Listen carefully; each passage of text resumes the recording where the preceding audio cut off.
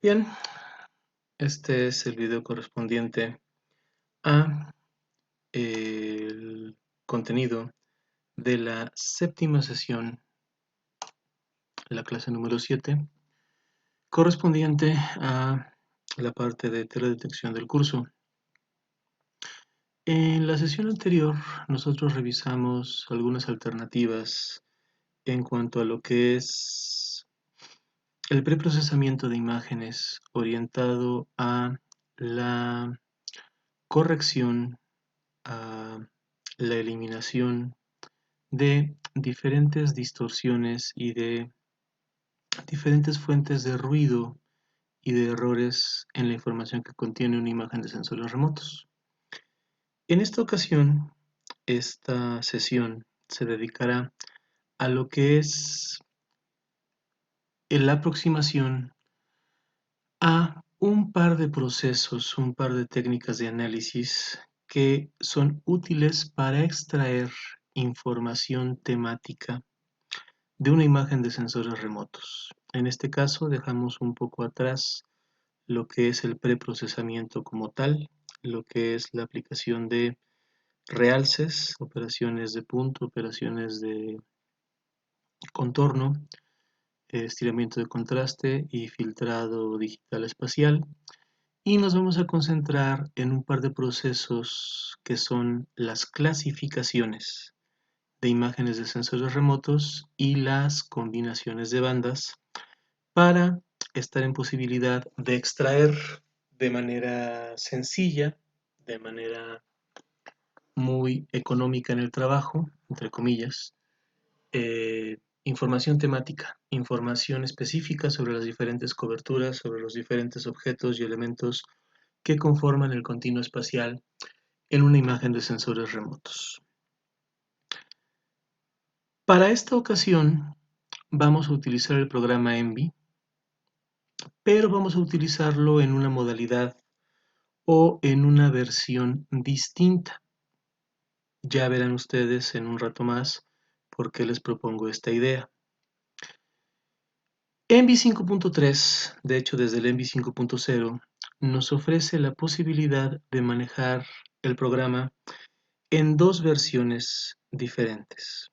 La versión nominal, la versión que tenemos eh, pues por default en la instalación, que es la 5.3 o la 5.0, y una versión que a partir de estas ediciones se denomina como ENVI Classic o el ENVI Clásico, que en realidad corresponde a la versión ENVI 4.2 del programa.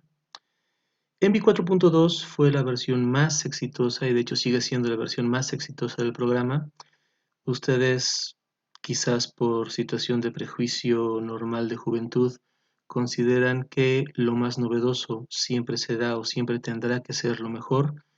En muchas ocasiones esto no es cierto. En muchas ocasiones vamos a encontrar que versiones antiguas de programas van a ser mucho más funcionales, mucho más rápidas y eficientes en el trabajo que las versiones actuales.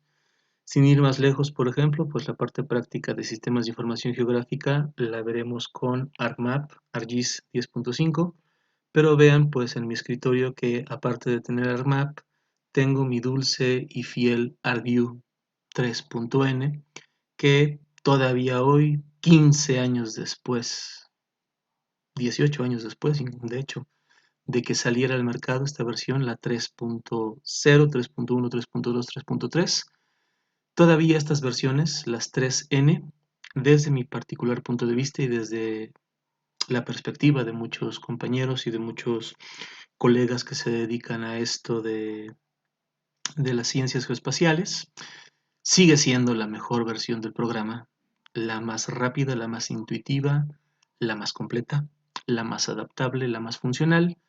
Y pues en cambio las versiones actuales, la 10.5, 10.6, ya está por ahí la 10.8, en un momento libre de tribulaciones procuraré compactarla y también proporcionárselas.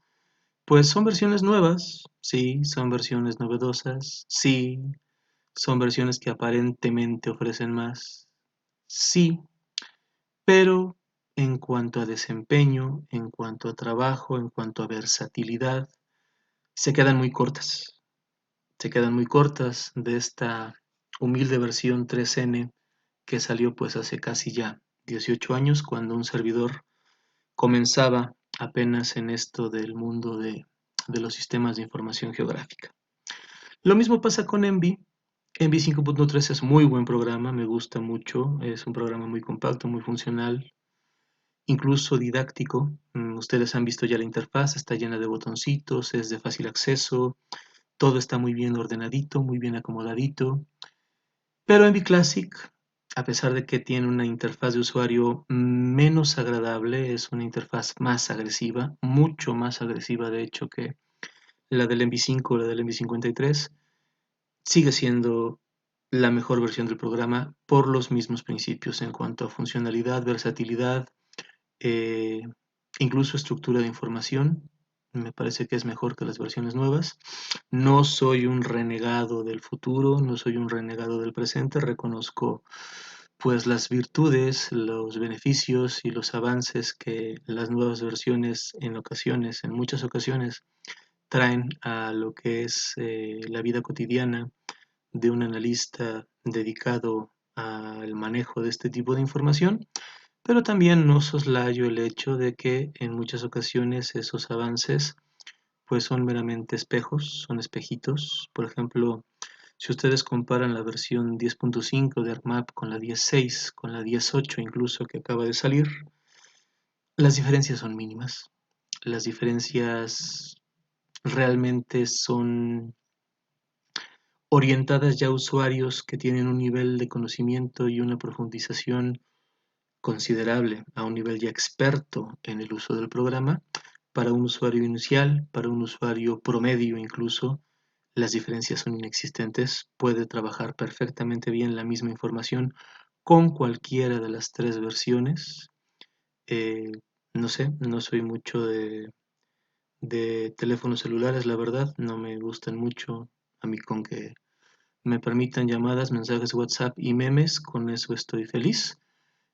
Pero sería más o menos un caso comparado a lo que pasa con el iPhone. O sea, según entiendo, pues iPhone le sube un píxel de resolución a su nuevo modelo y pues ya es la gran maravilla del mundo, es el acabose, es la catástrofe y todo el mundo debe tenerlo porque la maldita cámara tiene un píxel más de resolución, eh, independientemente pues de que el resto del teléfono, en todo, en sistema operativo, en prestaciones, en memoria y demás, en aplicaciones, corresponde exactamente a lo mismo que se ofrecía en las versiones anteriores.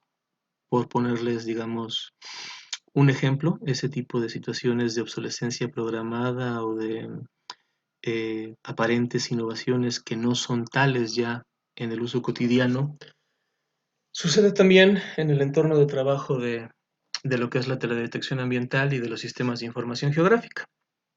Bueno, una vez terminada esta larga introducción y mi diatriba neurótica sobre lo que vale o no vale en las innovaciones tecnológicas, procedamos ya a revisar los contenidos que vamos a abordar en esta sesión. Voy a abrir nuestra presentación y vamos a comenzar hablando de lo que son las clasificaciones de imágenes de sensores remotos. Una clasificación de una imagen de sensores remotos se trabaja desde la modalidad pancromática, habitualmente, pero ya con una perspectiva de lo que es el trabajo con una imagen multibanda o una imagen multiespectral, ya que necesitamos la información de todas las bandas que constituyen la imagen para poder hacer la clasificación.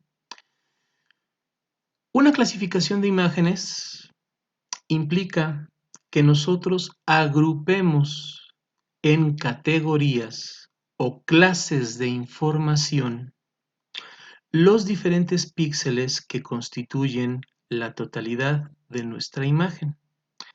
De forma tal que, partiendo de una escala nominal de números digitales continuos que reflejan por sí mismos la respuesta espectral de los diferentes elementos, objetos o coberturas del medio físico, cada uno de sus píxeles va a ser clasificado o va a ser asignado a una categoría de información. Esa categoría de información o esas categorías de información van a representar para nosotros clases de información, que a su vez van a significar distintas coberturas o distintos elementos específicos en el continuo espacial de la imagen. De manera tal que a través de una clasificación nosotros vamos a obtener la descripción y la distinción de distintos tipos de coberturas, de uso de suelo, tipos de vegetación, tipos litológicos, tipos edafológicos, etc. En este caso, pues vamos a intentar clasificaciones muy sencillas, utilizando para ello, pues reglas de decisión muy generalistas. No vamos a entrar mucho en específico porque las clasificaciones son también procedimientos que se aproximan a un gradiente, que utilizan un gradiente de aproximación para obtener un resultado.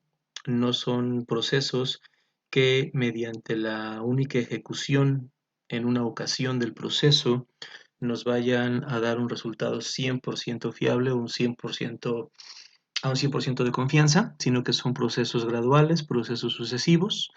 En este caso, pues lo que me interesa que ustedes perciban y lo que me interesa que ustedes asimilen es la mecánica del proceso y la lógica del proceso, así como la mecánica y la lógica de los diferentes procesos y operaciones que hemos venido haciendo en la parte, vamos a decir, teórico-práctica de esto, de esta, de este tramo de teledetección del curso.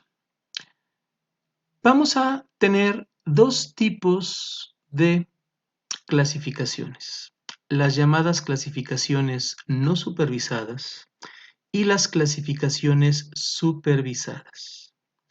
Independientemente de la naturaleza, independientemente del tipo de clasificación del cual se trate, en ambas, vamos a distinguir tres fases de ejecución.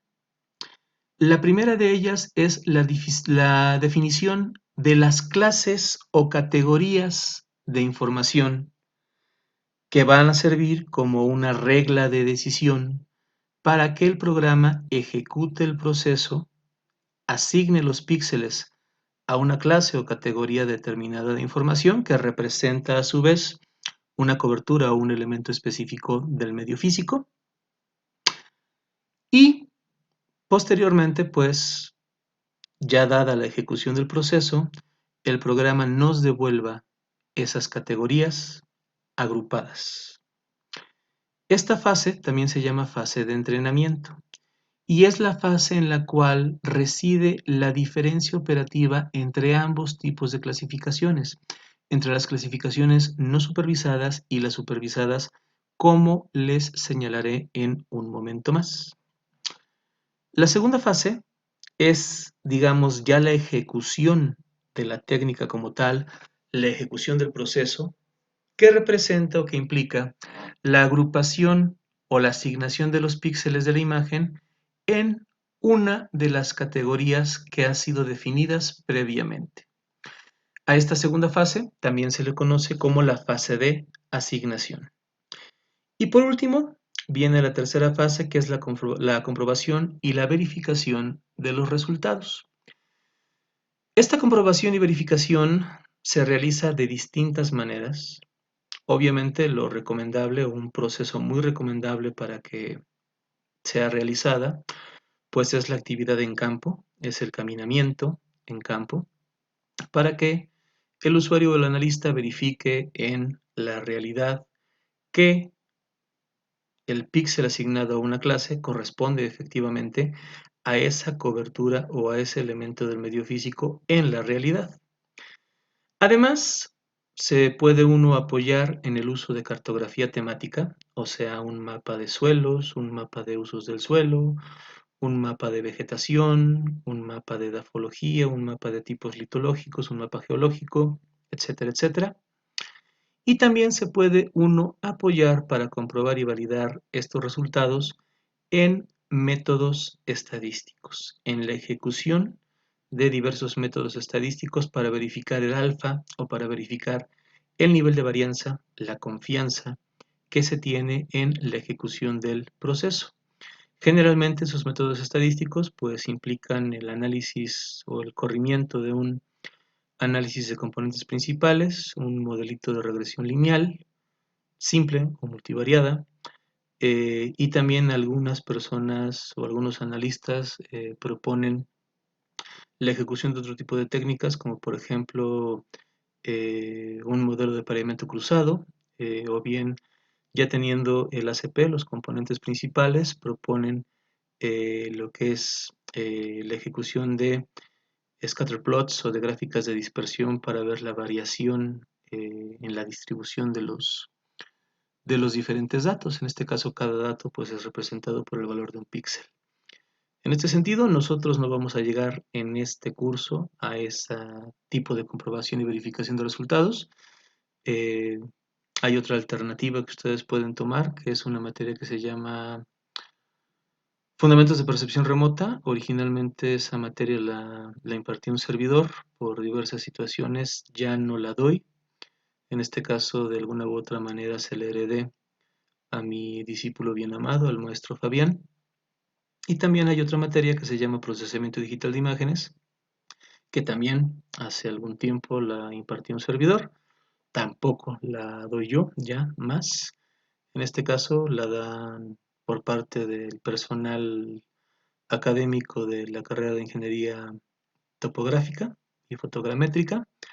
Y pues ustedes pueden recurrir posteriormente en su tránsito por los distintos semestres que conforman su carrera e inscribirse en esas materias y seguramente, por lo menos de parte de lo que es el maestro Fabián, que es aparte de un muy estimado colega, es mi discípulo, me consta que revisa esos contenidos, ya la parte de procesamiento digital que imparten los topógrafos, ahí sí ya no me comprometo para nada, pero se puede llegar a esto, pueden llegar a este tipo de procesos ya en esas materias. En este caso, pues el componente de teledetección, digamos, es un plus o es un plus, según los puristas de la pronunciación, que yo les ofrezco en la parte del curso de Sistemas de Información Geográfica, pero la parte fuerte de esto, la parte, digamos, más extensa y más intensa, es lo que corresponde a SIG,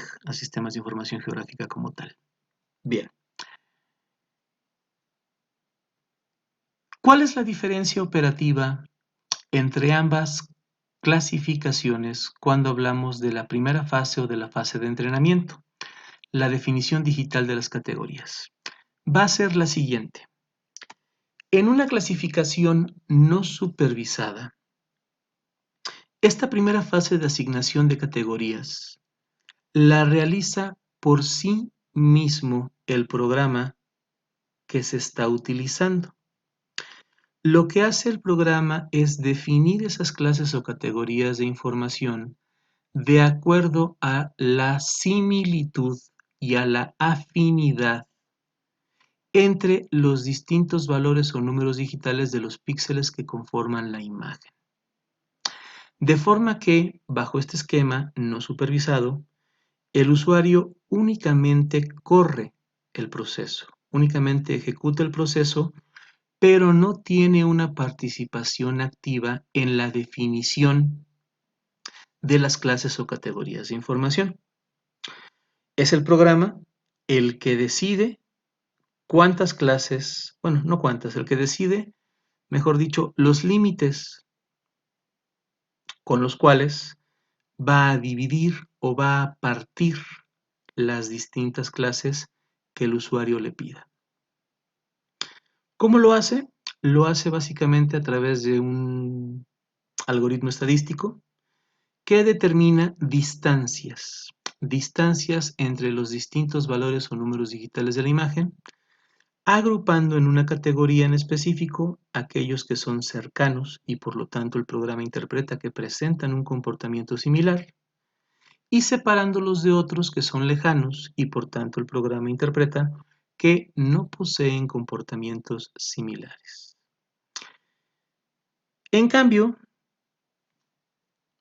las clasificaciones supervisadas implican el concurso, implican la participación activa del usuario o analista en la definición de esas clases o categorías de información, ya que es el usuario o el analista el que diseña la regla de clasificación y por tanto la regla de decisión y los criterios para agrupar un píxel en una clase o en otra clase.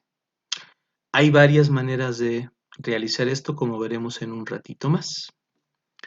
Primero vamos a probar con una clasificación no supervisada en el programa Envy. Así que en este momento interrumpo lo que es la parte de la presentación y voy a ejecutar el programa Envy, pero esta ocasión lo ejecutaré desde su versión Classic. Para ejecutar el Envy Classic haremos lo siguiente. Vamos a ir al botón de inicio de Windows y en el botón de inicio de Windows vamos a buscar en la lista alfabética la letra E. Llegamos a la letra E, vamos a la parte de Envy 5.3, damos clic para desplegar las diferentes opciones y vamos a buscar la opción que se llama Envy Classic 5.3. En este caso ejecutarán la que corresponde a su sistema operativo de acuerdo al gatillo que tengan, 32 bits o 64 bits. En este caso yo ejecutaré la de 64 bits. Voy a ejecutarla con el IDL para que sea la versión completa del programa. Doy clic en esa opción y vamos a esperar a que el programa se ejecute. Esperamos pacientemente.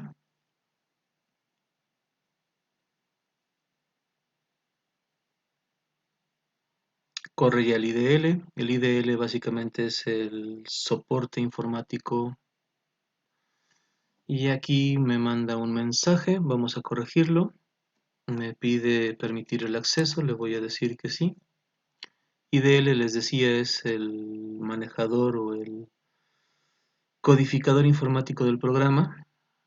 Es realmente el gestor de información. Envy es la plataforma en cualquiera de sus versiones, el Classic o el 5.3. Bien, una vez que otorgué el permiso, tengo aquí ya la interfaz de usuario del Envy Classic.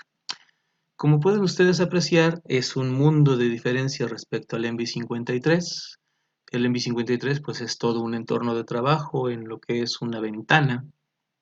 En este caso, Envy Classic pues nos ofrece únicamente esta barra de tareas con la cual nosotros tenemos que ingeniárnoslas para desplegar y trabajar las imágenes. No es tan complicado como lo van a ver. Vamos a abrir la imagen que hemos venido trabajando, la Landsat de Chalco. Así que para ello iremos en la barra de tareas a la opción de File y luego a la opción que se llama Open Image File. Buscamos la carpeta en la cual tenemos guardada la información. En este caso me dirijo al disco duro de mi computadora y yo sé que la información está en la carpeta que se llama 1 Imágenes Sensores Remotos. Doy doble clic, selecciono el formato de intercambio gráfico, LAN 00 Chalco, doy clic en abrir y aparece este cuadro de información. Entonces, ustedes dirán, bueno, si ya hemos abierto la imagen, pues ¿dónde está la maldita imagen? Está contenida en este recuadro de información que hemos desplegado, que es un composer o un manejador de información. Sería el equivalente al Layer Manager que teníamos en la versión 53. En este caso, para cargar la imagen, vamos a indicarle que queremos cargar la banda 1, que es la que aparece preseleccionada, y vamos a cargarlo en Grayscale o en escala de grises. Damos luego clic en el botón que se llama Cargar banda, Load Band, y aparece nuestra imagen dividida en 3 pantallas. Esta organización o esta división de la información en tres pantallas era posiblemente uno de los aciertos más afortunados de la versión 4.2, 4.3 de Envy, ya que nos permitía, o nos permite, porque afortunadamente sigue con nosotros, lo siguiente. Vamos a tener en la parte inferior izquierda una ventana, mejor dicho, perdón, de trabajo que se llama scroll. El scroll va a contener la escena completa. Si ustedes tienen buena memoria visual, recordarán que las dimensiones que reproduce el scroll corresponden a los límites de la escena completa, a los límites que veíamos en la versión 53 cuando poníamos la imagen en full extent. Dentro del scroll vamos a tener un recuadro en rojo que se va a traducir en la extensión de la ventana que está en la parte superior, que se llama band. Lo que observamos en band es la proporción que tenemos marcada en el recuadro rojo en scroll. Si yo muevo dando clic con el mouse el scroll, lo que observamos en band va a cambiar. Se va a trasladar a lo que yo tenga encuadrado, digamos, en el marco rojo en el scroll. A su vez, en band vamos a encontrar un recuadro en rojo que corresponde a la tercera ventana, que es la que está situada abajo a mano derecha, que se llama Zoom. Zoom es una ventanita pues, que nos ofrece, digamos, el mayor zoom óptico que el programa interpreta, que la imagen puede soportar sin que se distorsionen los elementos representados en ella. Como pueden ver, esto es relativamente cuestionable. Por ejemplo, estoy aquí ya en el contorno de esta figura circular, que es un cráter, según me dicen, en fin. Y veo pues que sí puedo apreciarlo, pero lo aprecio de manera un poquito, digamos, pixelada, o sea, no es tan clara. Afortunadamente el zoom tiene aquí dos botoncitos, menos y más, con los cuales nosotros podemos variar ese nivel de zoom óptico. Si nosotros damos clic, podemos acercar o alejar el zoom y obviamente la extensión del recuadro en band se va a modificar con ello. De forma que estamos en posibilidad de variar un poquito lo que observamos en zoom a un zoom óptico pues que sea de mejores características y que permita más que lo que nos ofrece nominalmente el programa.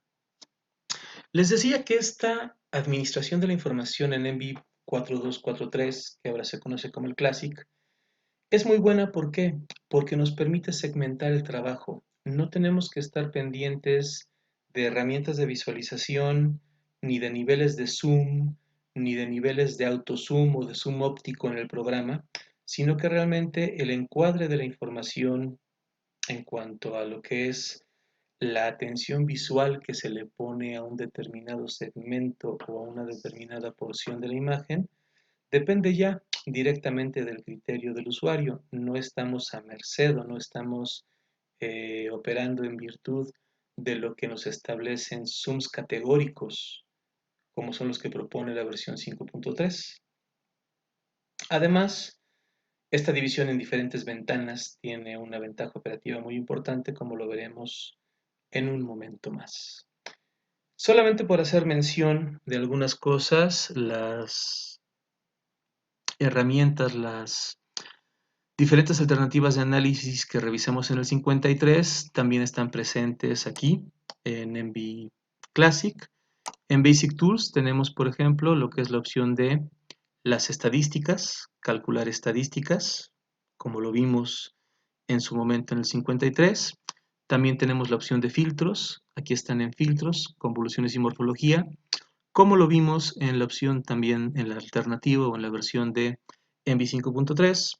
Y también tenemos en Basic Tools lo que es, perdón, no está en Basic Tools, está aquí en la parte de Tools, que es en la ventanita de band tenemos lo que es el cursor location, la locación del píxel.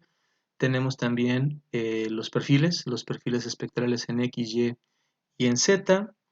Y también tenemos lo que es la parte de el stretching, lo que es la parte de el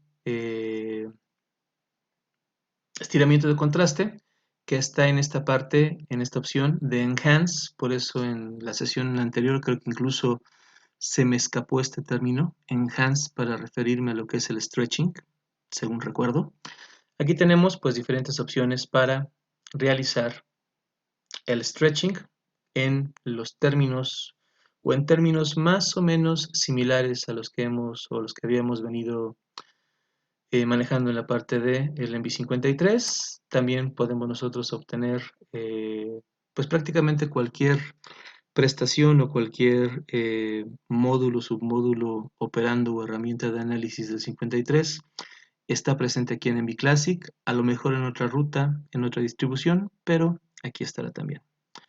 Bien, entrando ya en materia, vamos a realizar un par de clasificaciones no supervisadas para poder asimilar la mecánica del procedimiento y para, en su caso, si hubiera lugar a ello, mostrar diferencias entre las dos técnicas utilizadas.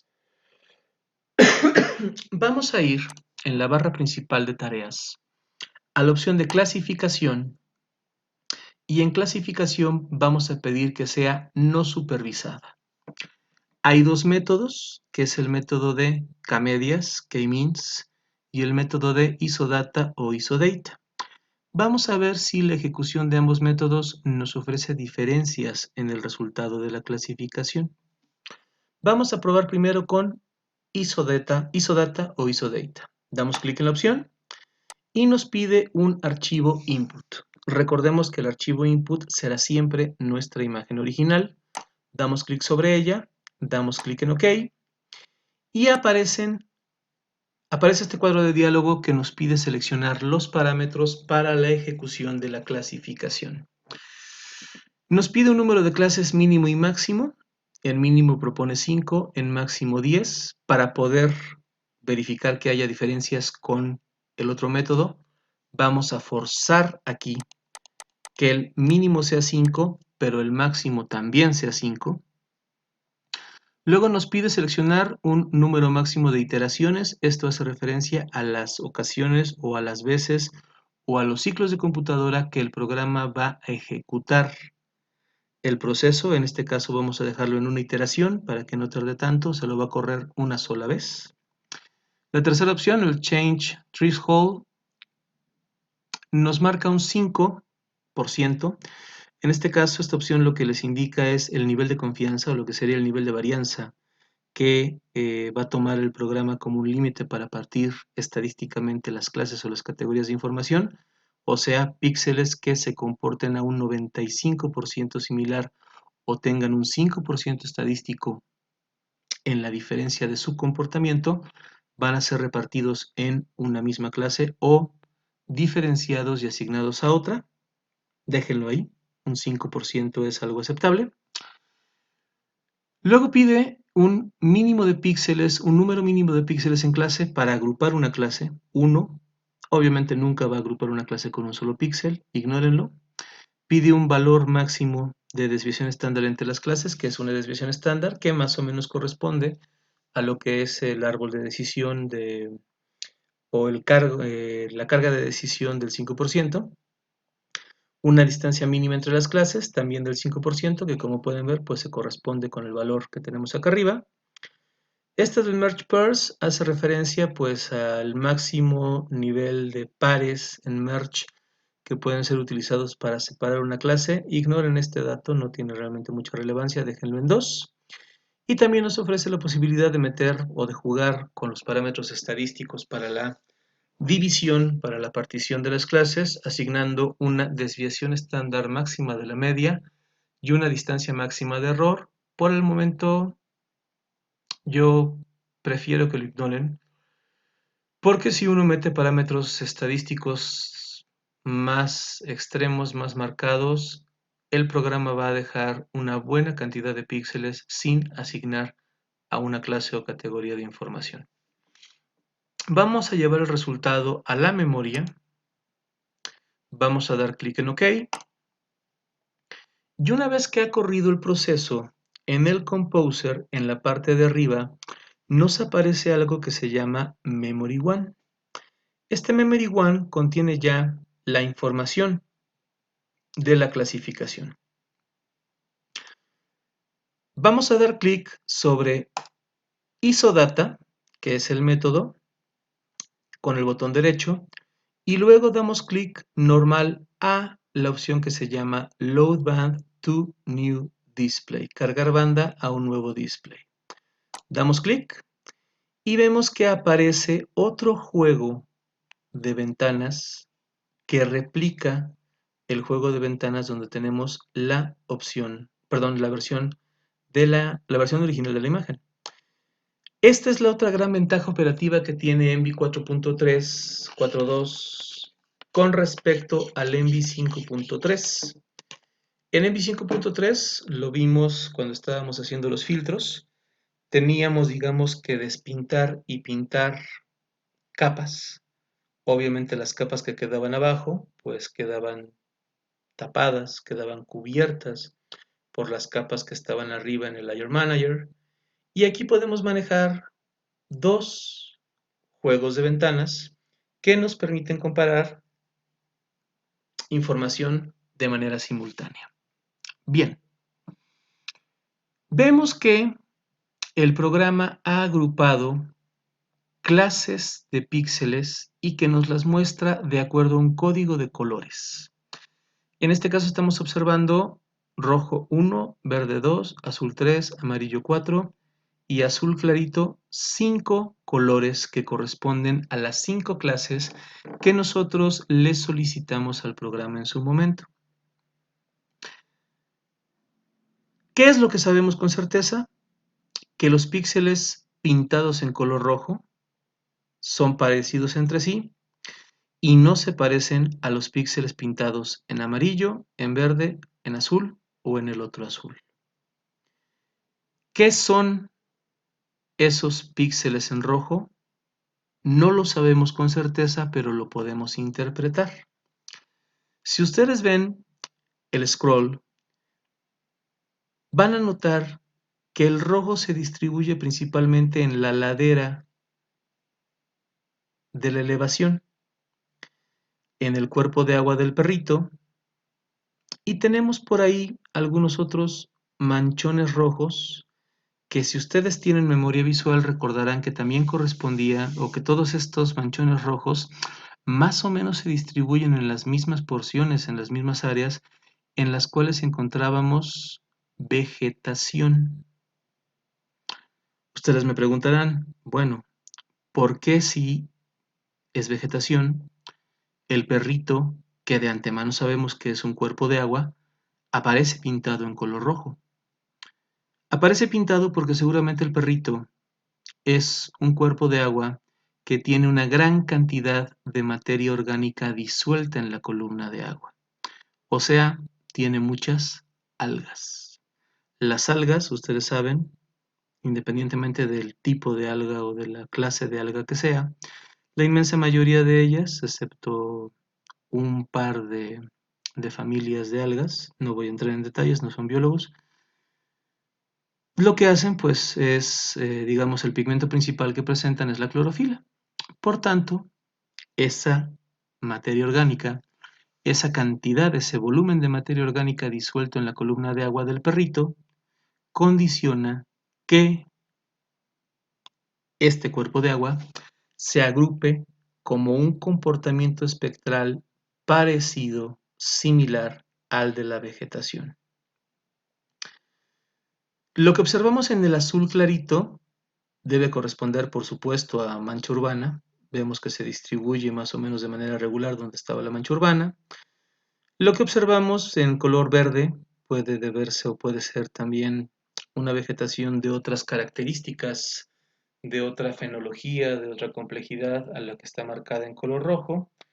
Y lo que se distribuye entre los colores amarillo y azul corresponde a otras coberturas, seguramente de suelo desnudo o ambientes de depósito eh, que no tienen presencia de vegetación, ya sea roca florante o bien extensiones de suelo desnudo. Bueno, ¿cómo podemos extraer de manera formal información sobre nuestra clasificación no supervisada para posteriormente compararla? En este caso hicimos isodata o isodata para compararla con el otro método, que es el método de K-medias. Lo haremos de la siguiente manera. Lo haremos obteniendo las estadísticas de la imagen. En este caso, obviamente, de la imagen clasificada. Para ello, vamos a ir a la opción de Basic Tools en la barra de menús principales. Vamos a Estadísticas, Calcular estadísticas. En este caso, el input ya no es la imagen en su versión original, sino que es el memory one en el cual está guardado el método de isodata. Lo marcamos, damos clic en OK. Vamos a pedirle las estadísticas básicas y los histogramas y que lleve el output únicamente a la pantalla. Puede llevarlo también un archivo de estadísticas o un archivo de reporte de texto, pero no queremos generar pues información y por tanto peso en la carpeta, únicamente que lo lleve a la pantalla. Y aquí observamos las estadísticas que corresponden al método de isodata. El histograma nos informa lo siguiente. Ha distinguido un número mínimo de 1 y un número máximo de 3 clases. Nuestra escena está constituida por 974.336 puntos, o lo que es lo mismo, 974.336 píxeles. Y tenemos la distribución de cada una de las clases. En la clase 1 tenemos 263.839 píxeles para un 27.07% de la imagen. En la 2, 109.914 para un 11.28% de la imagen. Y así sucesivamente hasta la clase 5, que tiene 236.758 para el total de los píxeles, los 974.336, y representa el 24.29% de la imagen. En este caso, no tenemos la aparición de gráficas. ¿Por qué? Porque aquí lo único que estamos haciendo es agrupar píxeles de acuerdo a una regla de similitud, de acuerdo a una regla de aproximación estadística, y por tanto ya lo que es el seguimiento o el registro de los distintos niveles de reflectancia de los píxeles como entidades individuales de información, el elemento fundamental de una imagen de sensores remotos siempre será el píxel, pero ya el seguimiento de ese valor o número digital como una unidad de información independiente, una unidad de información, digamos, no quiero decir autónoma, pero sí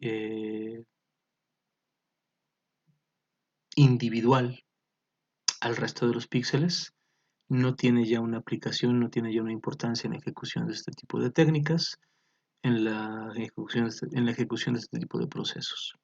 Bien, voy a colocar este cuadro de diálogo de el resultado que nos da isodata por aquí, de manera que no estorbe. Y ahora vamos a correr el otro método, el método de K-medias, para observar si hay o no diferencias en los resultados. Vuelvo a la barra principal, clasificación no supervisada, K-means. El input es nuestra imagen original, la marco, doy clic en OK. K-means nos pide un número de clases, en este caso dejamos las 5 clases para forzar la comparación entre los dos métodos. Dejamos el mismo nivel de confianza, el mismo nivel de iteraciones o el mismo número de iteraciones. Recordamos, no nos metemos por ahora con los parámetros estadísticos. Llevamos el resultado a memoria y damos clic en OK. Aparece un memory 2 que contiene K-medias, el método de K-medias. Damos clic con el botón derecho sobre K-means y luego clic normal sobre load band to new display para cargar la banda a un nuevo display. En este caso se va a cargar en el display en el cual originalmente estaba la versión original de la imagen. Damos clic aquí y aparece ya la clasificación por el método de K-medias, una clasificación no supervisada por el método de K-medias. En este caso, lo que nosotros esperaríamos y que de hecho ya estamos viendo a ojo es que una de dos, no existieran diferencias significativas entre ambos métodos, o bien no existieran diferencias para nada en lo absoluto entre ambos métodos. ¿Por qué? Porque en los parámetros, en la parametrización que nosotros utilizamos para ambos métodos, seguimos las mismas reglas generales. De manera que, aunque son dos métodos distintos no supervisados, lo que tendríamos que esperar es eso, que no hubiera diferencias, o bien, si estas diferencias existieran, tendrían que ser mínimas. Vamos a comprobarlo. Vamos a obtener las estadísticas del método de K-medias. Vamos a Basic Tools, Estadísticas, Calcular estadísticas. El input es memory2, que es donde está guardado K-means. Clic en OK, pedimos histogramas y llevamos el output a la pantalla. Muestra aquí el resultado del método de K-medias y aquí tenemos el resultado del método de isodata. Y como podemos observar, arrojó exactamente el mismo resultado, incluso considerando el valor medio y la desviación estándar general en el corrimiento de ambos procesos. Clasificó el mismo número de píxeles en cada una de las 5 clases que pudo distinguir, y el total y los porcentajes de cada clase son exactamente los mismos. Obviamente este resultado variaría si nosotros modificáramos la parametrización que asignamos al momento de correr los procesos. Si nosotros comenzamos a jugar o comenzamos a involucrarnos con los valores estadísticos de la distancia máxima de error o de la mínima desviación estándar para, vamos a decir, dividir o particionar las clases que va a distinguir el programa, ahí comenzaríamos a obtener forzosamente diferencias en los dos métodos, aunque mantuviéramos el mismo número de clases asignadas en ambos métodos. Yo los invito a que hagan pruebas cambiando esos parámetros estadísticos para que puedan observar esa variación, esa variabilidad en el comportamiento de los dos métodos. En este caso, pues ya tienen la dinámica, ya tienen la mecánica de los procesos, cómo se deben realizar y cuál es la información que ustedes deben tomar en consideración para ello. Una vez hecha esta demostración, voy a deshacerme de las dos ventanas de las estadísticas y en el Composer voy a eliminar tanto Memory 1 como Memory 2 para quedarme únicamente con la versión original de mi imagen. Doy clic derecho en Memory 1, le doy a cerrar archivo seleccionado, me pregunta si verdaderamente lo quiero cerrar, le digo que sí. Voy a Memory 2, clic derecho, cerrar archivo seleccionado, me pregunta si verdaderamente quiero cerrarlo, le digo que sí. Y me quedo únicamente con la versión original de nuestra imagen de sensores remotos.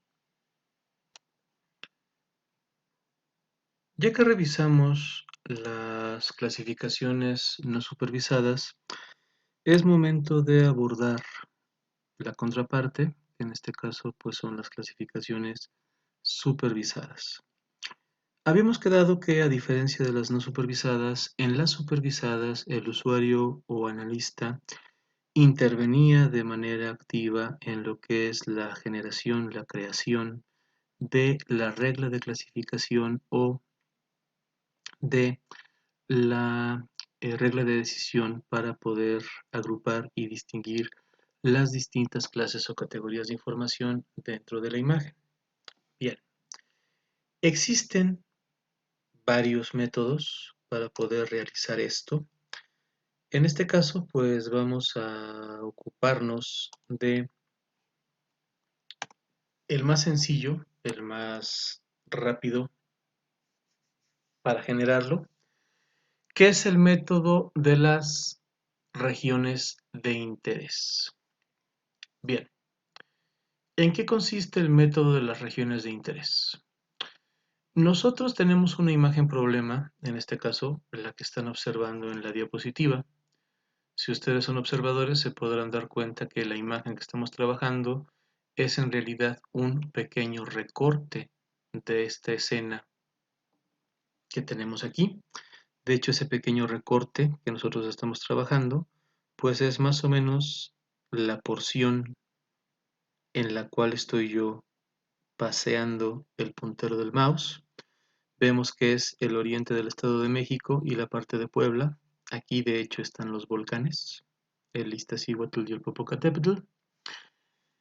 Independientemente de ello, nosotros teniendo esta imagen problema, lo que vamos a hacer es distinguir porciones de esa imagen que representan para nosotros de manera clara, específica y fidedigna una cobertura o un elemento en particular.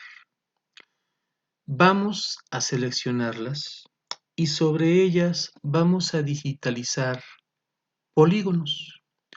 Polígonos que le indiquen al programa que estas porciones de la imagen van a corresponder a una cobertura que nosotros interpretamos en específico como tal. Por ejemplo, en este caso, yo tengo un polígono azul que para mí, pues obviamente como soy obvio y memo, representa pues ninguna otra cosa más que agua.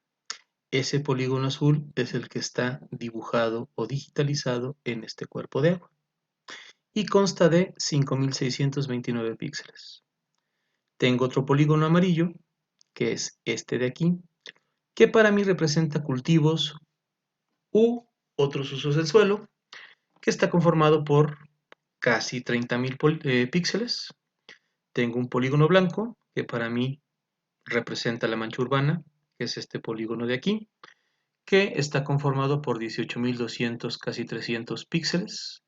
Y por último, un polígono verde, que es este, que para mí representa la cobertura de vegetación con algún grado o un mérito de conservación, que está conformado por 15.949 píxeles. Aquí hago la aclaración de una buena vez de que el diseño de este clasificador tiene un defecto y tiene un defecto grave. ¿Cuál es ese defecto grave? Es un defecto a propósito, por supuesto. El defecto es el número de píxeles que integra cada región de interés. Cuando se trabaja con el método de regiones de interés, lo recomendable, lo deseable, para obtener una clasificación más o menos consistente, es que cada región de interés esté constituida por el mismo número de píxeles o bien por un número de píxeles muy aproximado. De manera que si yo tracé primero el polígono azul, que para mí representa agua con 5600, el resto de los polígonos de las regiones de interés, el amarillo, el blanco y el verde, deben tener o debieron tener 5629 o píxeles más, píxeles menos, esta misma cantidad. Vemos que pues aquí está muy disparatado, tengo 5600 en uno y en el caso del amarillo tengo casi 30.000, o sea, está en una proporción 6:1. ¿Qué induce este tipo de error? ¿Qué significa o qué implica este tipo de error en el diseño del clasificador? Cuando se trabaja una clasificación supervisada, implica lo siguiente. implica que la clasificación se cargue hacia la región de interés proporcionalmente más representada en el clasificador o en la región, en las regiones de interés, que en este caso pues corresponde al amarillo. Ustedes vean, aquí tengo 6 veces más píxeles que en la categoría o en la región de interés menor, y lo lógico es que aquí tenga un incremento artificial en los píxeles asignados a el color amarillo en ambos métodos, el paralelogramo y la máxima similitud. ¿Por qué? Por ese defecto en el diseño del clasificador. Obviamente, si yo tengo una muestra de información mucho mayor que el resto de mis muestras problema, pues el resultado se va a cargar artificialmente, se va a ir artificialmente al tamaño de muestra mayor que yo tenga entre todas las muestras que representan mi universo de datos o mi universo de información. Insisto, es un error a propósito para que ustedes aprecien la consecuencia, aprecien el efecto de un diseño de un clasificador por regiones de interés mal planteado. En este caso, pues nosotros vamos a plantearlo lo mejor que podamos y vamos a procurar que todas nuestras regiones de interés, todos nuestros polígonos que representan nuestras regiones de interés, contengan más o menos el mismo número de píxeles. Interrumpo la presentación y vuelvo al programa para ejecutar un par de ejemplos de clasificaciones supervisadas. De vuelta en el programa, lo primero que tenemos que hacer es diseñar nuestro clasificador, diseñar nuestras regiones de interés. Así que vamos a ello. Para ello, en la barra principal de menús, vamos a ir a la opción de Basic Tools. En Basic Tools vamos a la opción de Region of Interest, regiones de interés. Y luego vamos a la primera opción que se llama Herramienta ROI, la herramienta de las regiones de interés. Damos clic y aparece este cuadro de diálogo. Lo voy a ensanchar un poquito para tener un mayor campo de acción. Ahí está. A través de este cuadro de diálogo, de lo que es la herramienta de las regiones de interés, nosotros vamos a ir armando, diseñando ese clasificador. Lo primero que tenemos que seleccionar es el tipo de región de interés que nosotros vamos a digitalizar. Para ello vamos a la opción de ROI Type, y vamos a seleccionar que queremos dibujar polígonos. Es lo más recomendable. También podemos dibujar líneas, puntos, rectángulos o elipses, pero queremos dibujar polígonos. ¿Por qué?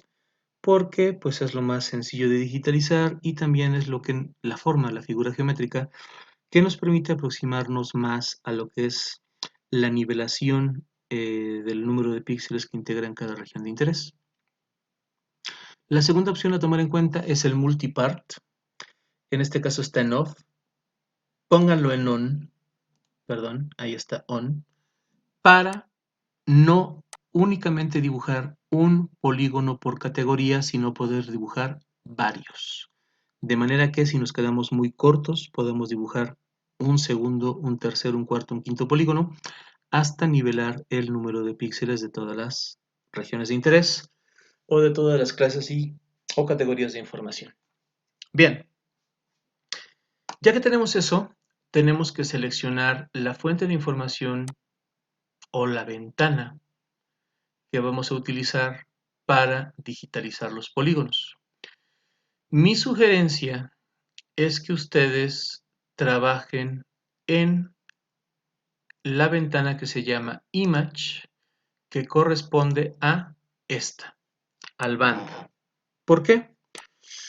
Porque si ustedes trabajan en scroll, pues a menos que tengan verdaderamente una agudeza visual sobrehumana y además pues tengan la sensibilidad manual y digital o una sensibilidad manual y digital pues 1000 veces mejor que la de un neurocirujano, está muy complicado que se pongan a dibujar polígonos chiquitos en el scroll.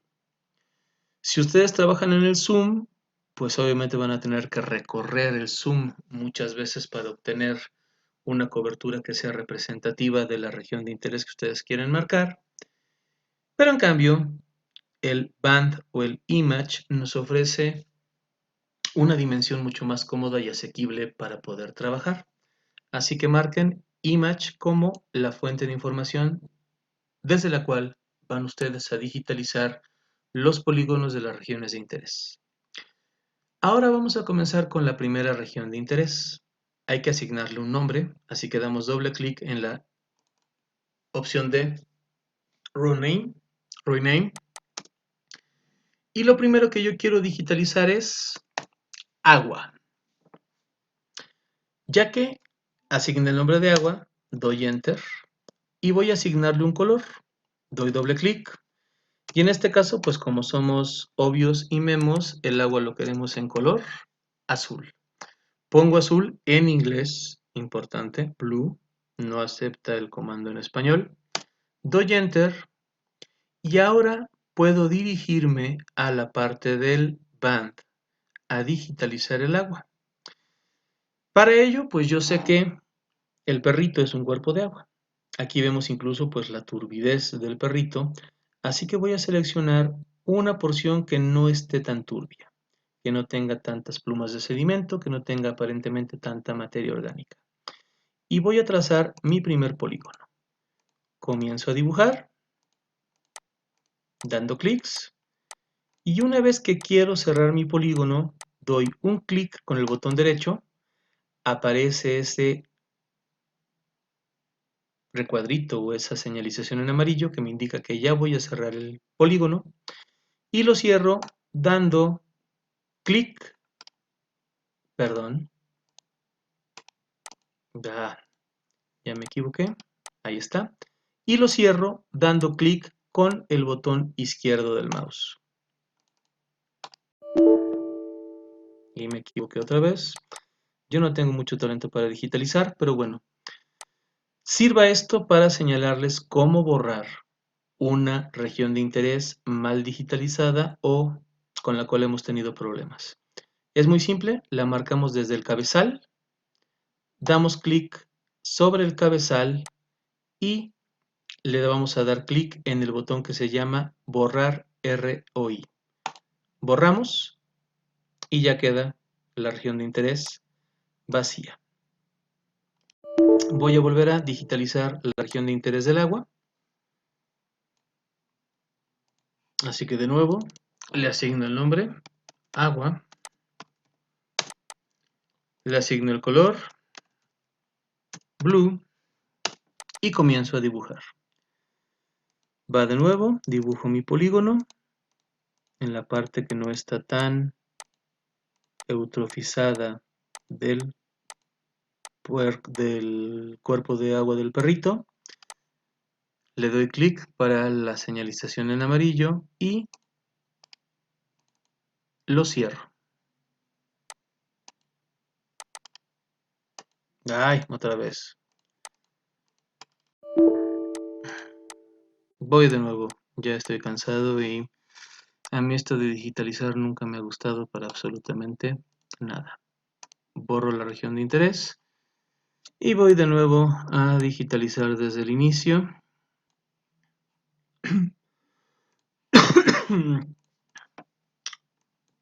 De nueva cuenta, agua.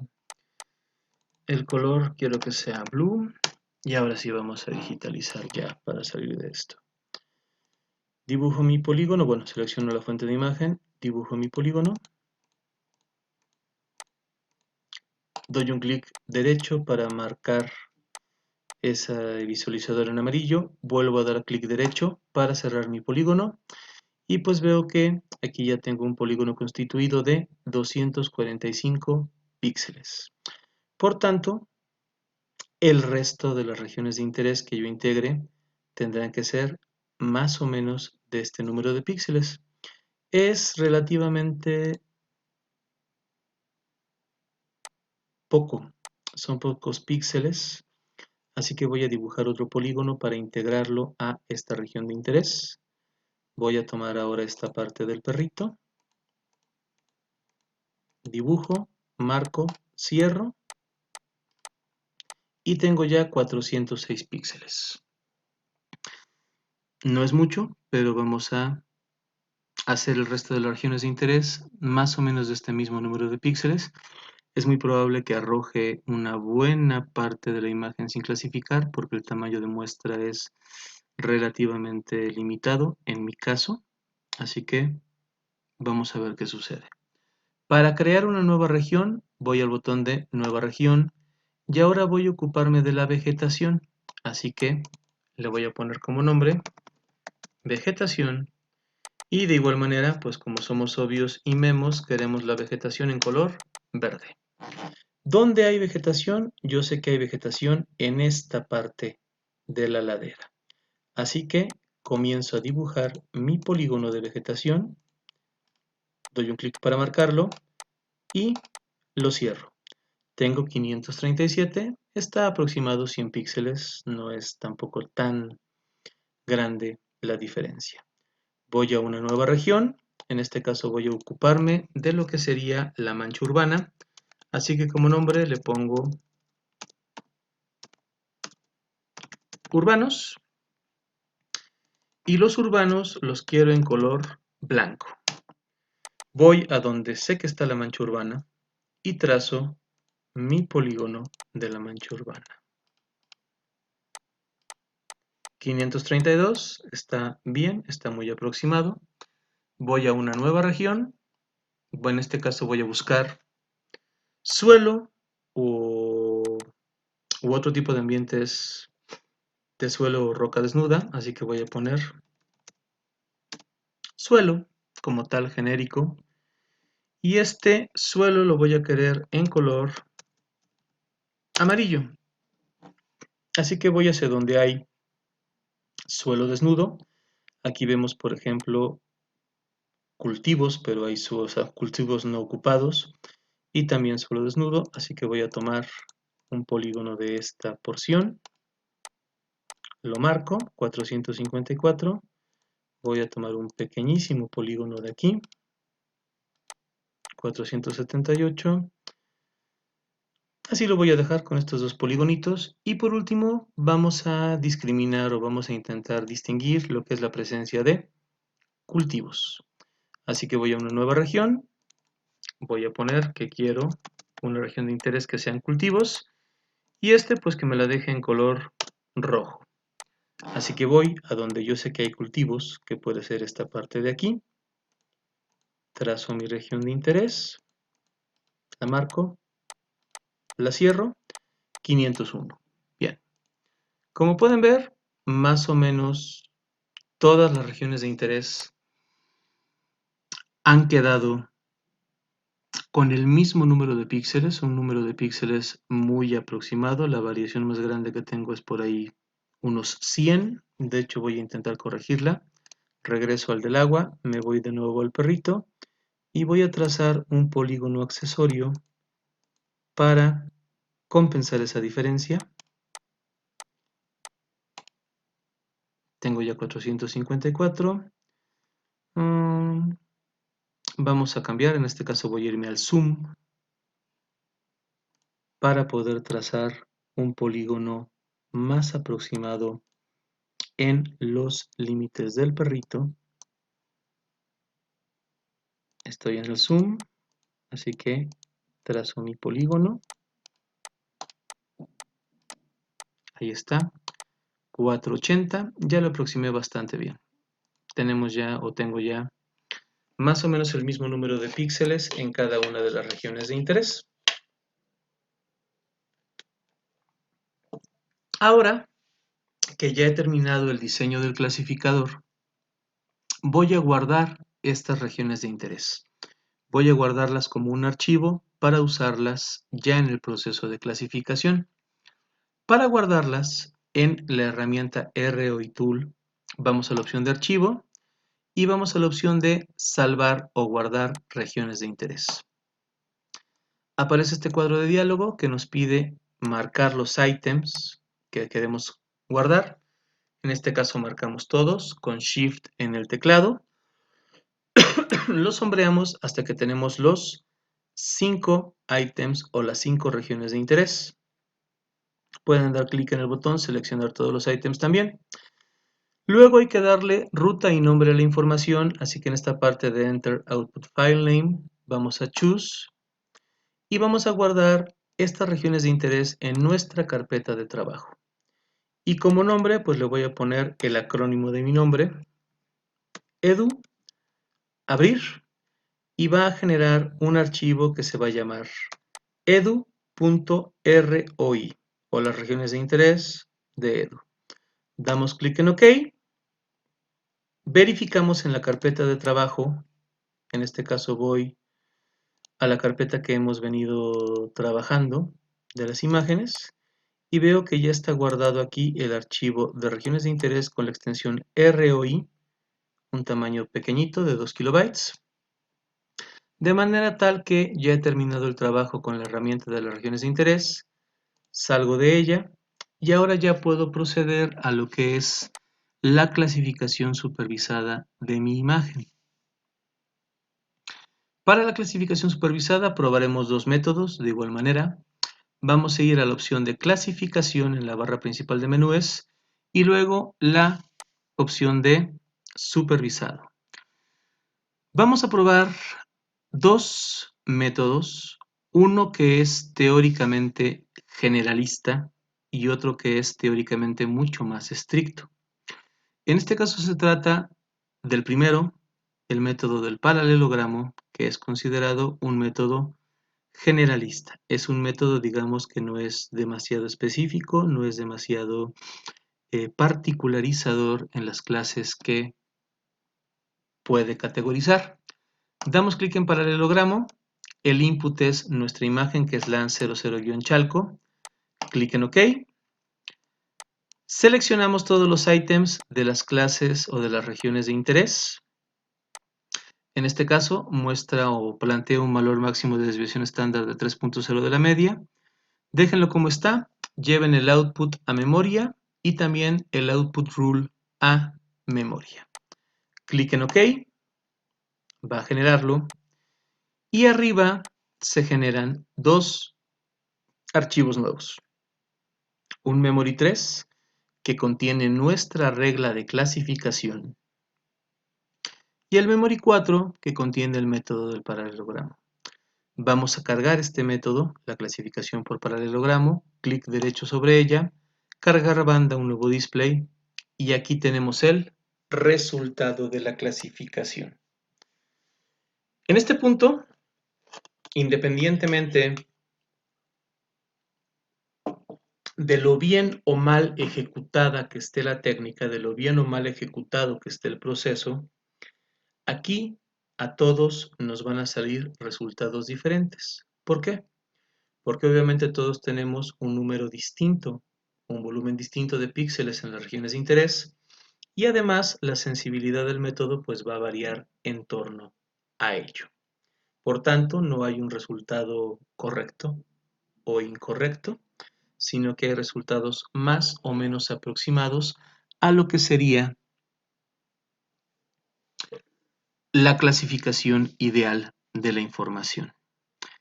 Como pueden ver, pues hay una diferencia ya con la clasificación no supervisada en el sentido de aquí aparecen un buen número de píxeles negros. Esos píxeles negros representan píxeles o áreas de la imagen sin clasificar. O sea, de acuerdo a la regla de decisión, de acuerdo al clasificador que nosotros ingresamos, el programa fue incapaz de asignarlos a una clase o categoría de información porque no reconoce relaciones de similitud entre esos píxeles con ninguna de las clases o categorías de información que nosotros hemos propuesto al momento de ejecutar el proceso. Vamos a obtener la información sobre este resultado. Para ello vamos a Basic Tools, Estadísticas, calcular estadísticas. El output es el memory 4, donde está guardado el método del paralelogramo. Clic en OK, pedimos básicas e histogramas, clic en OK, y aquí está el resultado de la clasificación del paralelogramo. nos dice que ha distinguido una clase 0 sin clasificar hasta una clase máxima 5. La clase sin clasificar corresponde a 204.285 píxeles que representan un buen casi 21% de la imagen, 20.96.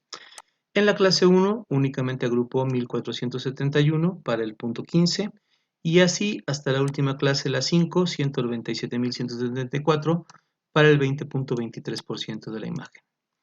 Este es el resultado que corresponde a la clasificación supervisada por el método del paralelogramo.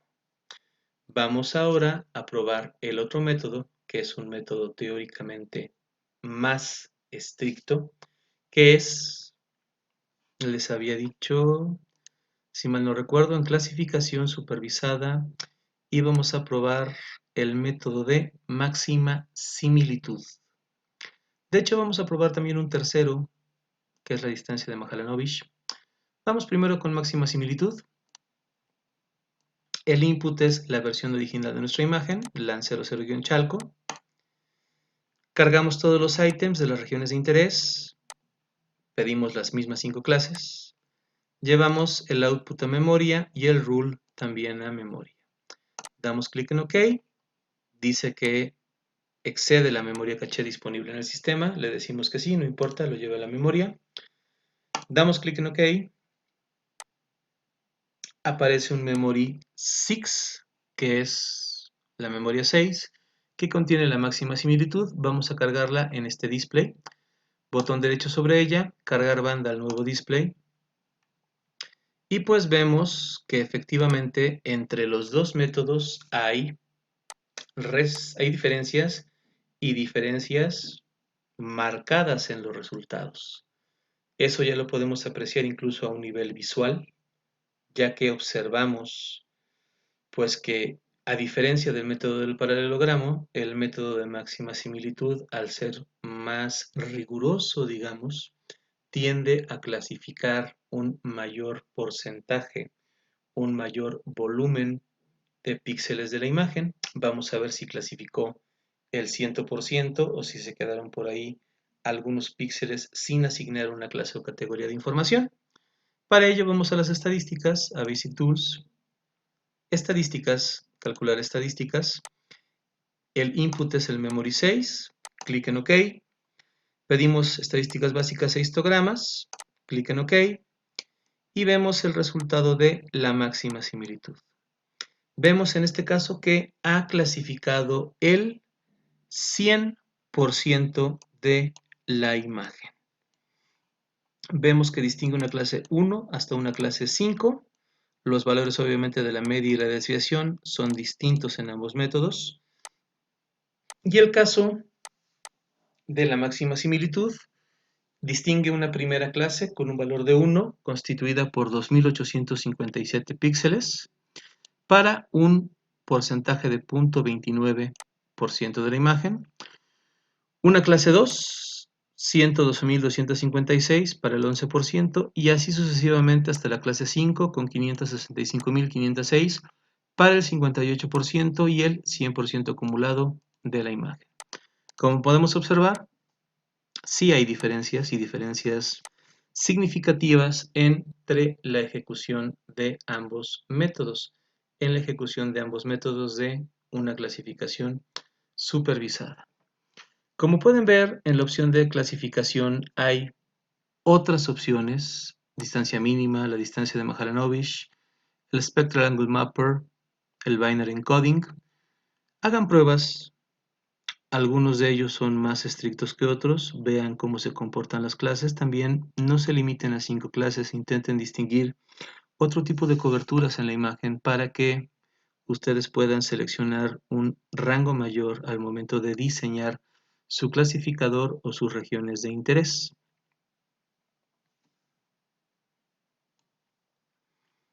En cuanto a la interpretación de lo que es cada una de las coberturas, recordemos que nosotros habíamos guardado las regiones de interés de acuerdo a las coberturas que nosotros considerábamos como representativas mediante un código de color. En el caso de lo que es la clasificación por el método del paralelogramo, observamos que las clases se distribuyen más o menos de manera homogénea entre lo que es el amarillo, que representa cultivos.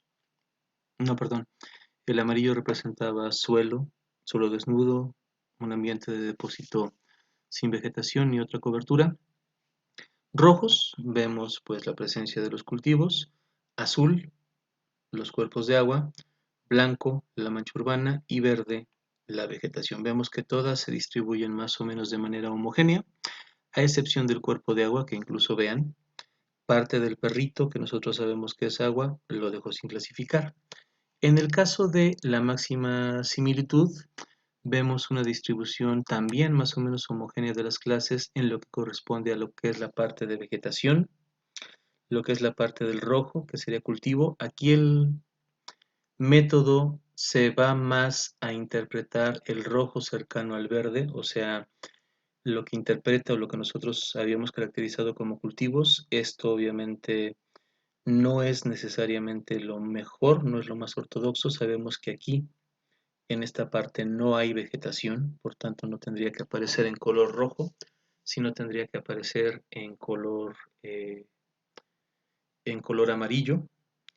De igual manera, la mancha urbana muy claramente, el perrito está mejor clasificado en este método, y pues el resto de las coberturas que se van distribuyendo por ahí entre lo que es el ambiente de suelo, roca desnuda, y el ambiente de cultivos o de vegetación rala o poco conformada. Insisto, este tipo de operaciones, las clasificaciones, son operaciones graduales, se van aproximando a un gradiente, son operaciones de aproximación, y cuando se clasifica en serio, se clasifica ya buscando coberturas, rasgos o elementos muy específicos. No se corre el proceso una sola vez con una sola regla de decisión, sino que el proceso se corre muchas veces ajustando la regla de decisión con cada una de las ocasiones en las cuales se corre la técnica, hasta encontrar una clasificación pues que verdaderamente represente la diversidad y la distribución de las distintas coberturas, rasgos o elementos del medio físico descritas o descritos en una imagen de sensores remotos. Bien, voy a ir borrando información para quedarme con la versión original de la imagen y pasar a lo que es la parte de las combinaciones de color. Así que el Memory 6 lo selecciono, lo cierro, le digo que sí. El Memory 5 de igual manera cerrar. El Memory 4 de igual manera cerrar. El Memory 3 de igual manera cerrarlo. Y me deshago de los histogramas de las clasificaciones. Vuelvo a quedarme con nuestra imagen original en modo pancromático y vamos ahora a abordar lo que es la parte de las combinaciones de color. Las combinaciones de color van a ser técnicas de visualización que nos van a permitir observar distintas coberturas del medio físico presentes en una imagen de sensores remotos a través de una serie de reglas de interpretación.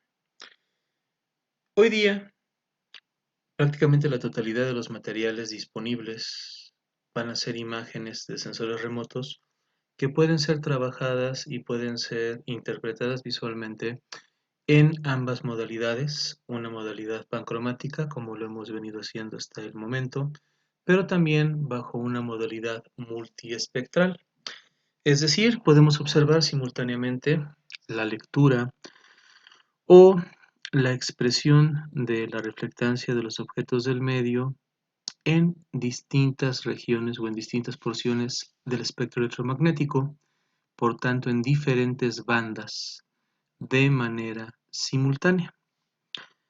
Esto a través pues de la integración de un modelo RGB, Red Green Blue, que son tonos o colores básicos a través de lo que se conoce como un modelo de adición de color. Se utiliza el RGB, ¿por qué? Porque el RGB, recuerden, que corresponde a lo que es la parte del visible del espectro electromagnético y es la única porción del espectro que nuestros ojos pueden asociar al concepto de color, aunque obviamente las bandas que se integran en estos cañones de color, en el cañón rojo, en el cañón verde o en el cañón azul, no necesariamente van a ser únicamente las de la parte del visible, sino que vamos a tener pues el concurso de otras regiones del espectro, como el infrarrojo, las partes de los infrarrojos principalmente. Bien, ¿a qué me refiero con esas reglas de interpretación en las combinaciones de color? Vamos a encontrar la propuesta de diferentes RGBs, de diferentes combinaciones de color, y cada una de ellas va a tener una regla de interpretación general. Esa regla de interpretación general nos va a decir qué es lo que estamos observando en un tono determinado. Vamos a probar diferentes combinaciones de color. Y comenzaremos por la 321. La 321 se suele llamar el color natural. Involucra las bandas del visible, se le asigna a cada una de las bandas el cañón que le corresponde, el verdadero color. Y como resultado de esto vamos a encontrar una escena que se va a aproximar a los colores o a los tonos naturales de la imagen. Vamos a observar vegetación en diversos tonos de verde, suelos desnudos en colores marrones tostados. Además vamos a tener teóricamente una buena penetración en el agua, de manera que vamos a poder observar aspectos como la turbidez, plumas de sedimento y materia orgánica disuelta en los cuerpos de agua. Vamos a probar esta combinación, este RGB. Vamos al programa y ahora vamos a cargar esa combinación RGB 321 en los distintos cañones de color. Para ello vamos a pasar del Grayscale al RGB Color. Así que damos clic en RGB Color y al cañón rojo le asignamos la banda 3, al cañón verde la banda 2, dando clic, y al cañón azul la banda 1. Una vez que tenemos 3 en rojo, 2 en verde y 1 en azul, damos clic a la opción Load RGB, cargar RGB, y la imagen ha pasado de la modalidad pancromática a la modalidad multiespectral. La regla de interpretación nos decía que vamos a ver vegetación en diversos tonos verdes. Si vamos a la parte de la ladera, vemos que esa regla de interpretación se cumple. Suelos desnudos en tonos marrones tostados, próximos al amarillo, al ocre, vemos que se cumple. De igual manera, por ejemplo, podemos ratificar la parte de la vegetación en las porciones de los cultivos. Vemos cuáles parcelas estaban ocupadas al momento de la adquisición de la imagen y cuáles no. Vemos la mancha urbana también, esa respuesta espectral tan escandalosa.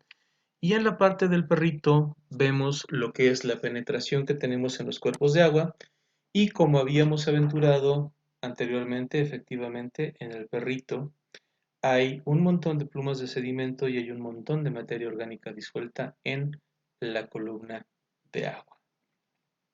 De manera tal que esta combinación 3-2-1, de acuerdo a la regla de interpretación, pues vemos que se va a cumplir.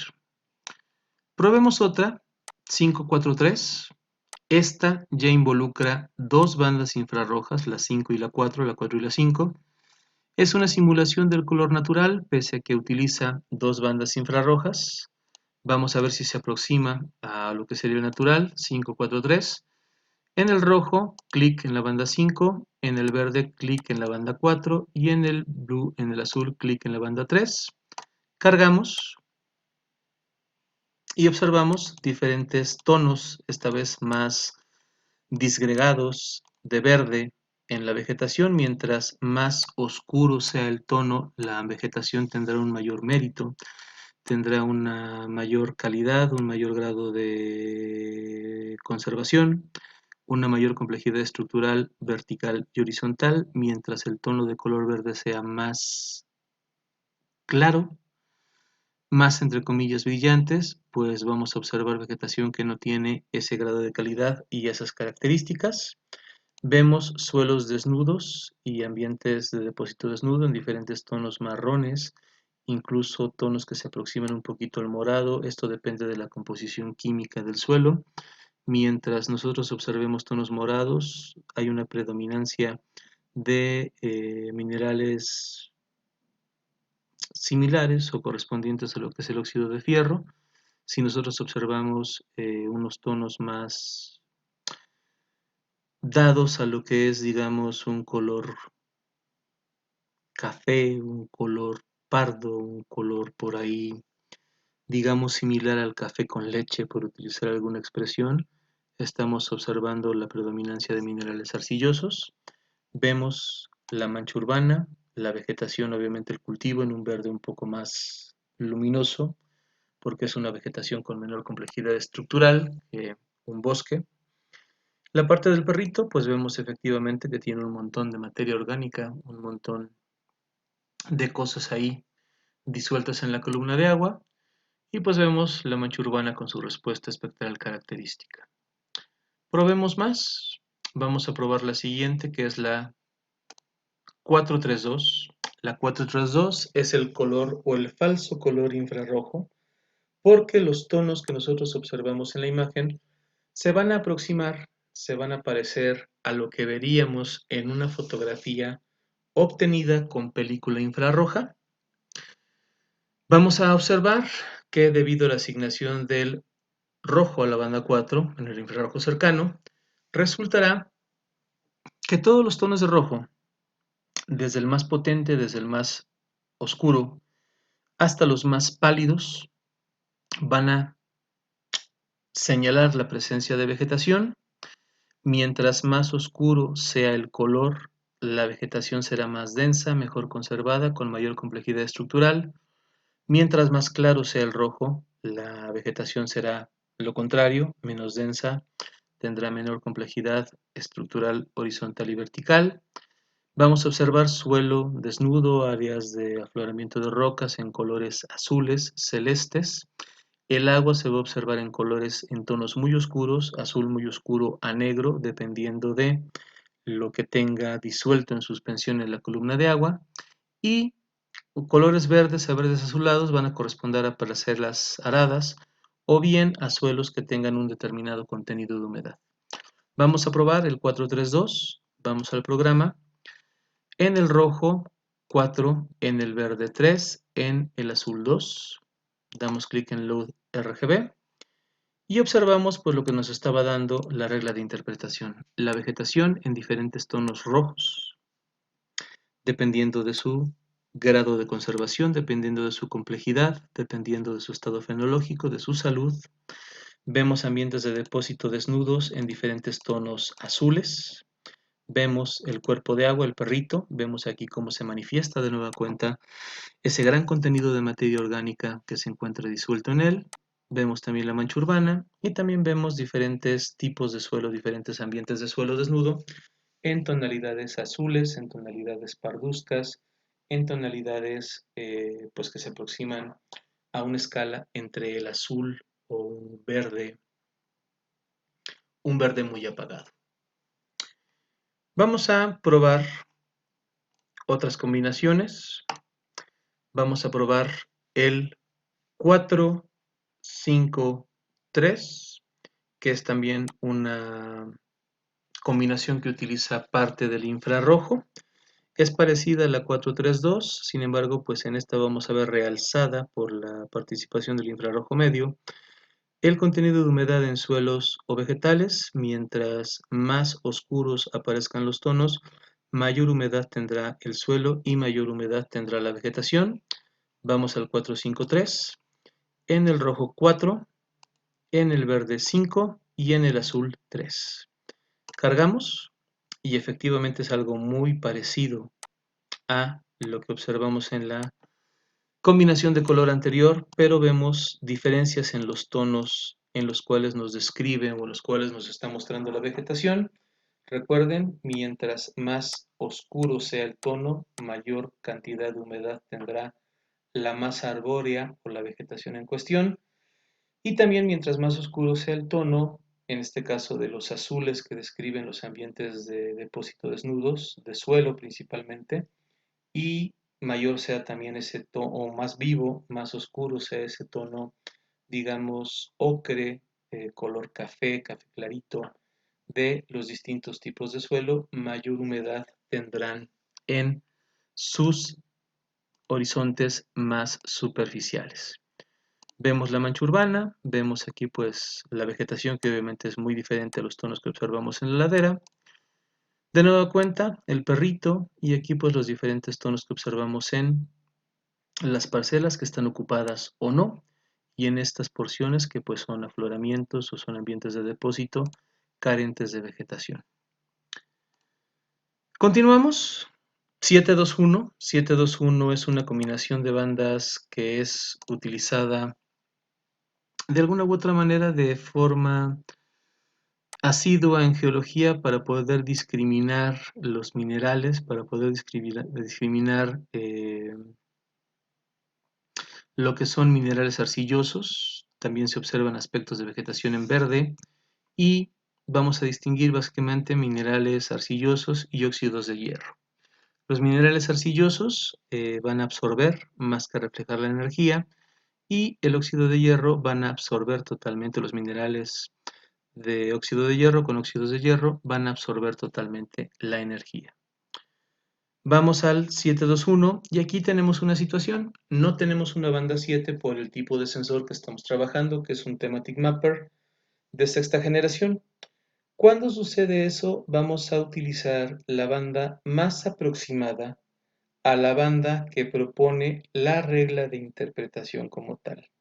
En este caso no tenemos una banda 7, así que lo más aproximado que tenemos a la banda 7 es la banda 6. Así que vamos a cargar la banda 6 en el rojo, la banda 2 en el verde y la banda 1 en el azul. Damos clic en Load RGB y pues ahí observamos.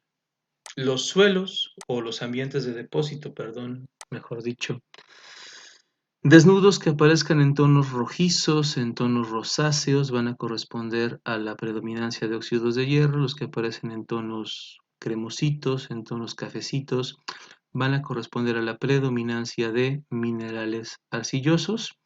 Vemos la vegetación en distintos tonos verdes, en este caso verdes muy opacos, muy apagados. Y pues aquí también vemos la mancha urbana y de nueva cuenta nuestra referencia particular que es el perrito. Vamos a probar una más. Vamos a probar, por ejemplo, la 543, que es una combinación vistosa porque la vegetación se observa en distintos tonos de verde.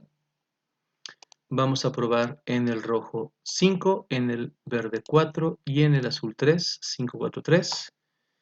Y pues ahí vemos que efectivamente la vegetación se distingue por distintos tonos de verde y también vemos un efecto de textura en la vegetación. Vemos un efecto de textura como un granulado en la vegetación que nos muestra pues áreas en las cuales la vegetación es más densa, es más, entre comillas, tupida que en otras. El mundo de las combinaciones de color es prácticamente infinito. Hay un montón de combinaciones de color que pueden ayudarnos a distinguir diferentes rasgos o diferentes coberturas específicas del medio físico. Es muy sencillo acceder a esta información. También obviamente las combinaciones de color, su estructura, su diseño, el orden en el cual vamos a asignar las diferentes bandas a los cañones RGB va a variar de acuerdo al tipo de sensor remoto del que se trate. En este caso pues estamos trabajando con una imagen Landsat, disponemos de 6 bandas. Hay sensores remotos, como ustedes ya habrán comenzado a apreciar en el trabajo de sus actividades complementarias para la evaluación del parcial, que disponen de un mayor número de bandas y también hay sensores como por ejemplo Spot, que dispone de un número menor de bandas.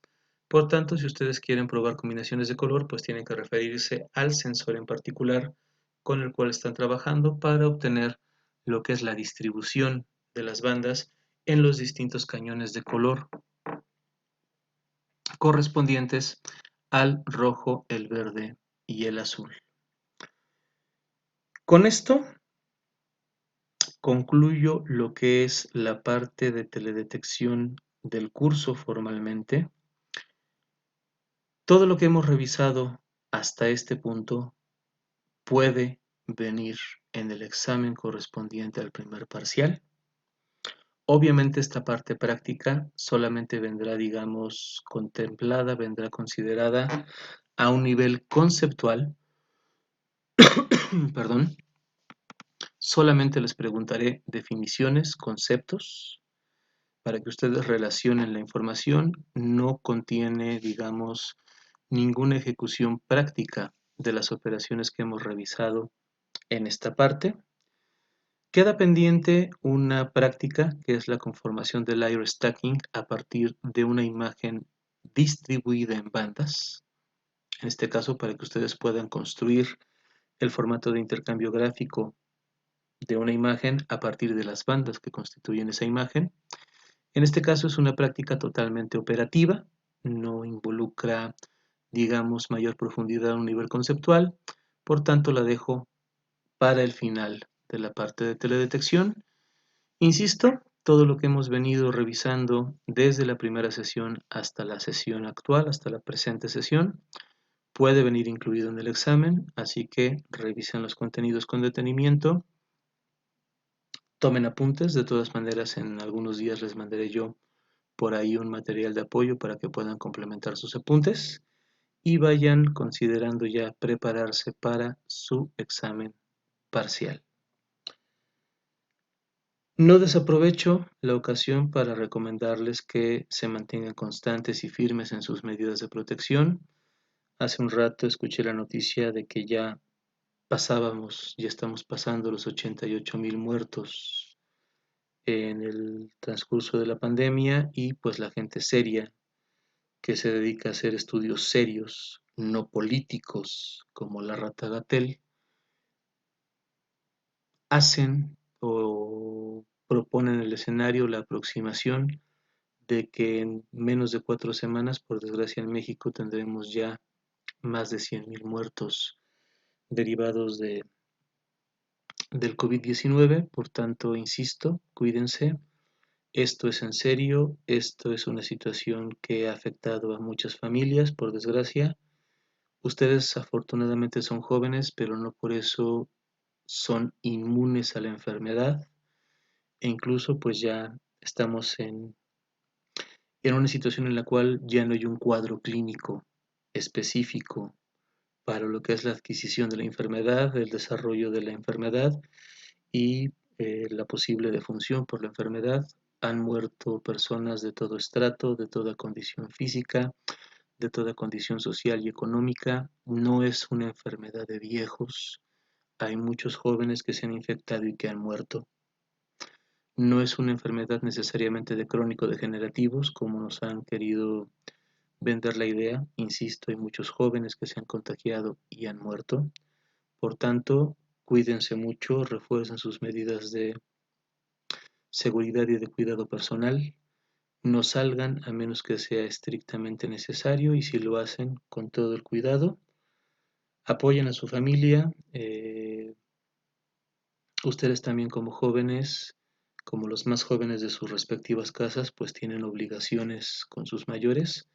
Yo respetuosamente los invito a que las cumplan, los invito a que las honren, honren su papel como hijos y como hijas de familia.